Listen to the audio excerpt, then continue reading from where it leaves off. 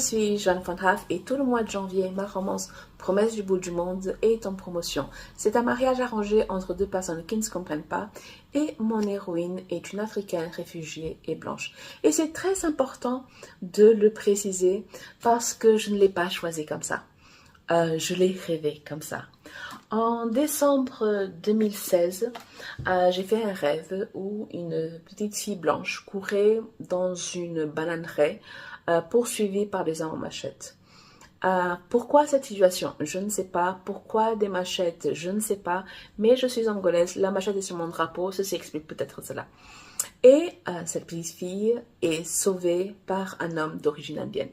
Et je sais exactement qui était l'homme d'origine indienne. C'était Dev Patel, parce que c'était à l'époque de la sortie du film Lion. Et je pense que Dev Patel était au meilleur de sa forme à cet instant-là. Donc, ceci a une explication très concrète. Et donc, dans mon rêve, cette fille fuyait, cet homme l'a sauvée. Et dans mon rêve, il y a eu une ellipse. Et plusieurs années se sont passées parce que la fille a grandi et elle était en face à cet homme qui a sauvé sa vie, mais elle regardait d'en haut parce que lui était assis et j'avais l'impression qu'il était assis sur un fauteuil roulant. Et je me réveille et je prends note. Et il y a deux raisons pour lesquelles je prends note. Au-delà du fait que je me dis que je peux faire quelque chose avec ça, je peux écrire une histoire avec ça, c'est que ces deux personnes, ces deux personnages n'auraient pas été des personnages que j'aurais choisis si j'avais travaillé cette idée réveillée. Je m'explique. Abby, mon héroïne, est donc australe-africaine. L'Afrique australe est un pays que j'ai créé, une enclave entre l'Afrique du Sud et le Botswana, de la taille de la Bretagne. Et donc, elle est blanche. Et quand la guerre civile a éclaté en Afrique australe, il y a Chandra, mon héros d'origine indienne, qui l'a fait sortir, elle et sa meilleure amie Lucky, qui est noire, du pays pour l'envoyer en France dans sa propre famille. Et donc, si je devais choisir, si je devais construire aujourd'hui une héroïne africaine réfugiée, mon automatisme, mon réflexe aurait été de construire une héroïne soit noire, soit métisse comme moi. Mais ça, c'était un réflexe, mais même pas en rêve. Si, en rêve. Mais consciemment, je n'aurais pas fait un autre choix que celui-là. Mais mon rêve m'a offert une africaine réfugiée, mais blanche. Et de l'autre côté, pour Chandra, qui est d'origine indienne, là, au moment de travailler, de construire un personnage d'un homme qui allait sauver cette fille, automatiquement, j'aurais eu l'idée de l'homme blanc. Pourquoi? Parce que j'avais besoin d'un homme qui possédait le bon passeport. Ça, c'est une question vraiment très politique. J'avais besoin du bon passeport. Et un bon passeport est un passeport européen ou un passeport américain. Donc, le réflexe aurait été de prendre un sauveur, un homme blanc. Et le truc, et là, j'aurais dû faire un choix consciencieux. J'aurais dû prendre la décision de choisir autre chose, une autre ethnie, une autre origine qu'un homme blanc. Parce qu'il y a ce côté white saviorism, le syndrome du sauveur blanc. Il y a ce côté où c'est toujours l'homme blanc qui va sauver les indigènes. Et ça, j'aurais fui, mais avec force. Mais j'aurais dû prendre la décision de fuir ce syndrome-là. Le truc, c'est que je n'ai pas grand-chose historiquement, contre l'idée du sauveur blanc. Parce que, historiquement, il ne pouvait avoir que le sauveur blanc. Parce que l'homme blanc a créé un système qui gouverne le monde entier, à l'exception de 2-3 pays, mais le monde entier a été colonisé par l'homme blanc, et le monde entier fonctionne selon le système de l'homme blanc. Et du coup, il n'y a que l'homme blanc qui peut enlever les personnes de ce système-là. Et on n'avait pas, historiquement, on n'avait pas d'autre choix que pour les femmes, pour les minorités, voilà, on n'avait pas d'autre choix que. Sauf que on est en plein siècle 21 et il est temps de passer à autre chose que juste le sauveur blanc. Et du coup, j'aurais dû prendre une décision très active, très volontaire de choisir une autre ethnie qu'un homme blanc pour sauver mon héroïne. Donc, dans mon rêve m'a offert deux personnages auxquels je n'aurais pas pensé si je devais écrire une autre histoire pareille. Si je devais écrire une histoire de mariage blanc avec une réfugiée et avec son sauveur, j'aurais eu une femme noire, j'aurais eu une femme métisse et j'aurais dû lutter contre moi-même pour avoir un personnage, un héros autre que blanc. Du coup, le fait que j'ai une héroïne réfugiée africaine et blanche me permet de jouer avec la perception de la société, avec ce qu'on croit qu'est un réfugié, avec ce qu'on croit qu'est un Africain. Parce qu'elle est blanche, elle passe entre les mailles du filet de la discrimination. Quand on voit les infos sur l'Afrique australe, sur la fin de la guerre, etc., on voit que des Noirs et jamais on mettrait Abby dans cette équation. On ne dirait jamais, regarde, c'est ton pays, mais jamais de la vie. Et en plus, Abby joue très bien l'autruche. Donc tout ce qui est l'Afrique australe, elle essaye de s'en échapper, elle ne veut pas savoir. Et comme elle a un nom à consonance anglophone, elle s'appelle Abigail Brink Ellis. Elle a un accent, un léger accent anglais qu'elle n'a jamais réussi à s'en défaire. Tout le monde la prend pour la petite anglaise et elle ne corrige jamais. Les gens la prennent pour une anglaise et pour elle, ça va. Du genre, tant qu'elle n'a pas besoin de parler de l'Afrique du Sud, de l'Afrique australe, tant qu'elle n'a pas parlé de ses traumatismes, etc., tout va bien. Et parce qu'elle est blanche, ça fonctionne. Parce que je ne sais pas si vous vous êtes rendu compte, quand il y a eu l'invasion de l'Ukraine, on parlait des Ukrainiens, mais ils ne sont pas réfugiés parce qu'ils sont comme nous. Sur les plateaux d'information, on disait que les Ukrainiens n'étaient pas réfugiés alors qu'ils l'étaient parce qu'ils étaient comme nous. Ils ont les yeux bleus comme nous. Ils ont les cheveux blonds comme nous. Ils sont blancs comme nous. Les réfugiés ne sont pas traités de la même façon dépendant de la couleur de leur peau, dépendant du nom qu'ils portent.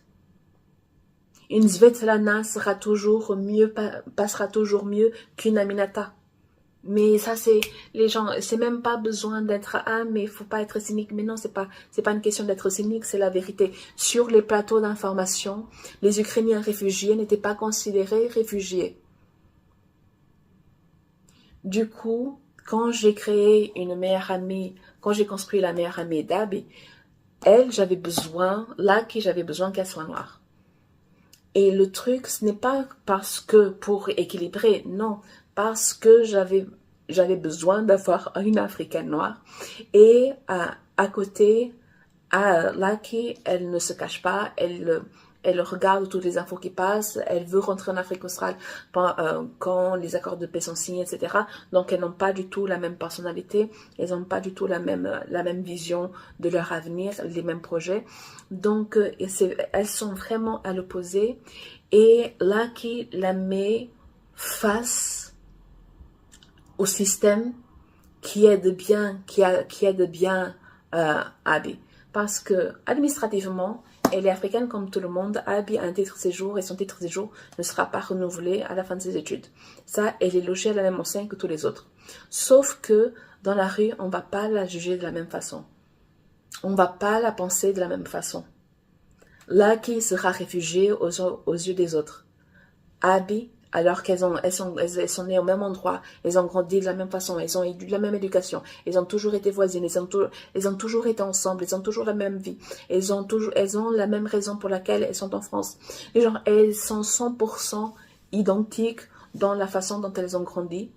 Pourtant, Lucky sera la réfugiée et Abby sera juste la petite anglaise. C'est facile de passer entre les mailles du filet quand on ne ressemble pas à l'idée qu'on se fait. Et ça, je peux le dire d'expérience propre. Je suis africaine, mais je m'appelle Johanne von Haff. C'est mon vrai nom. Mon vrai nom est un patronyme allemand. Mon prénom est un prénom américain. Mon père l'a dégoté d'un livre. J'ai la peau claire. Tout ceci me donne des privilèges que quelqu'un de ma famille qui n'aurait pas mon nom et qui aurait la teinte plus sombre n'aurait pas. Si j'avais été noire, si je m'étais appelée Aminata Traoré, je n'aurais pas passé les mailles du filet comme moi j'ai passé. Mais moi je suis métisse et j'ai un patronyme allemand. J'ai des privilèges uniquement pour ça. Parce que dans le système de l'homme blanc, je vaux plus, entre guillemets, que la personne qui est plus sombre que moi et qui a un nom qui est moins blanc que le mien. Ça, c'est un fait. C'est une réalité. Et les minorités le savent. Et je suis sûre. Et en fait, ce n'est pas quelque chose qu'on apprend, ce n'est pas quelque chose que les parents nous font nous asseoir et nous apprennent. Regarde comment fonctionne cette échelle. Mais c'est quelque chose qu'on apprend sur le terrain, entre guillemets. Plus les cheveux sont lisses, plus les yeux sont clairs, plus la peau est claire, mieux c'est. Plus les cheveux sont crépus, plus la peau est sombre, moins ça va moins bien. Moi, je suis pile au milieu parce que j'ai la peau mate, plutôt claire, mais j'ai les cheveux crépus. Si j'avais eu les cheveux lisses ou les cheveux ondulés ou les cheveux bouclés, j'aurais été plus élevée sur l'échelle des privilèges. Et ça, c'est quelque chose dont on est très au courant. On est très au courant de cette échelle-là. Parce qu'on a bâti un système de discrimination. Un système où il y a une hiérarchisation de la population. C'est un système construit sur la discrimination. Et les populations qui sont discriminées savent le degré de la discrimination.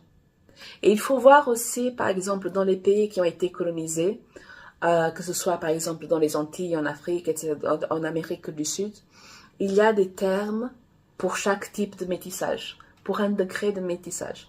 Du genre, quel est l'intérêt de savoir qu'on est un carteron, je crois que c'est ça le nom, si le pourcentage de métissage n'entrait pas en compte.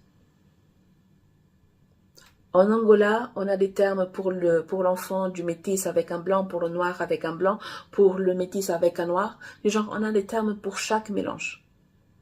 Après, dans mon cas, on est juste métis parce que ça fait 7 générations qu'on est métis. Donc, voilà.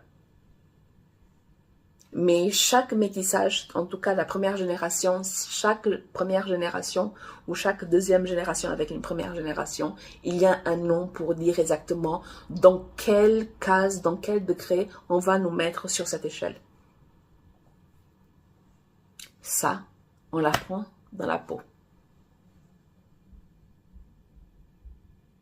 Ma sœur, celle qui vient tout de suite après moi, a la peau blanche. Elle est allergique au soleil. Elle a la peau très blanche. Mais elle a les cheveux crépus. Et elle a le nez qui dit qu'elle est métisse. Mais, sur une échelle, elle est déjà devant moi. Uniquement pour le teint de la peau. C'est ce monde-là qui a été construit pour les minorités. Et du coup, le fait que Abby soit une héroïne qui n'entre même pas dans cette échelle. Elle ne comprend même pas, du genre, elle sait, parce qu'elle est africaine, elle a grandi en Afrique australe, du genre, elle était collégienne quand elle est partie, mais elle sait. Ses parents étaient activistes, militants de gauche, du genre, elle sait, mais elle ne l'a jamais vécu. Elle n'a jamais vécu ce système. Elle n'a jamais vécu cette échelle. Ça l'arrange. Mais le fait et que même si mon héroïne est blanche et africaine, le but n'était pas de faire passer un message. Je n'écris pas de romance engagée. Je ne veux pas faire passer des messages. Ce n'est pas ma volonté. Je ne veux pas qu'il y ait comme une morale, du genre, oui, parce qu'il est gentil, donc tout va bien se passer. Bon, c'est une romance, donc la relation amoureuse va bien se passer. Mais pour tout le reste, c'est une autre histoire. Pour tout le reste, ça dépendra des personnalités, ça dépendra des décisions, ça dépendra des choix que mes personnages font. Dans La Reine hauteur des hommes, mon héros est de petite taille. Dans Les yeux de Léon, mon héros est aveugle.